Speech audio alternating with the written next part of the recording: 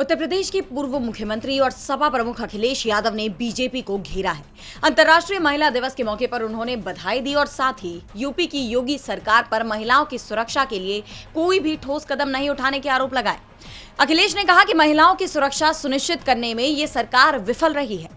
सबसे ज्यादा असुरक्षित महिलाएं अगर कहीं हैं तो उत्तर प्रदेश में है, और पढ़ाई से लेकर के रोजगार और उनके सम्मान की कोई चिंता। योगी सरकार के साथ साथ उन्होंने केंद्र की मोदी सरकार की भी घेराबंदी की। पीएम मोदी पर अमेरिकी राष्ट्रपति ट्रंप के इशारे पर काम करने का आरोप लगाते हुए उन्होंने एक्स पर पोस्ट किया कि हमारी विदेश नीति पहली बार विदेशी तय कर रहे हैं। भाजपा ने हमारी परंपरागत गुट निरपेक्षता की विदेश नीति की जगह गुट सापेक्षता की विदेश नीति अपनाकर संप्रभुता और आत्मनिर्भरता की नीति को पराये हाथों में सौंप दिया है। उन्होंने शंकराचार्य के मुद्दे पर भी सरकार को निशाने पर लिया और कहा कि पहले सरकार ने शंकराचार्य का अपमान किया और अब ये सरकार घबरा रही है। ये सरकार हर सच्ची चीज से घबराती है,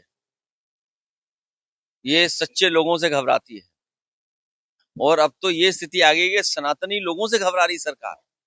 जो सरकार अपने आप को सनातनी बताती थी, आज हमारे सनातनी के सबसे बड़े शंकराचार्य पूजनीय उनसे घबरा रही है।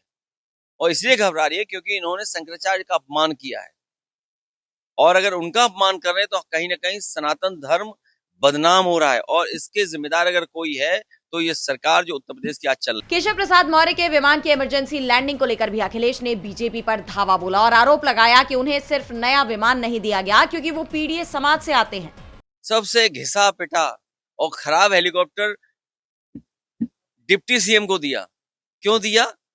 सुनने में आया आग लग गई होती, उसमें धुआं ही धुआं था। बताइए, हमारे डिप्टी सीएम की जान बच गई और ये प्रोटोकॉल की चिंता कर रहे हैं वहां। तो प्रोटोकॉल में तो नया हेलीकॉप्टर मिलना चाहिए इनको, जो नया आया अभी वो क्यों नहीं दिया इन्होंने? ये बंगाल की तो बात कर रहे हैं, लेकिन जो नया हेलीकॉप्टर है वो इसलिए नहीं दिया कि वो पीडीए है। वहीं अब अखिलेश के इन आरोपों को बीजेपी के लिए बड़ी मुसीबत के तौर पर देखा जा रहा है।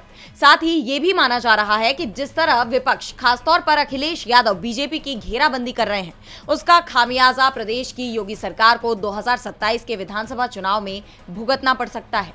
डीबी लाइव की रिपोर्ट।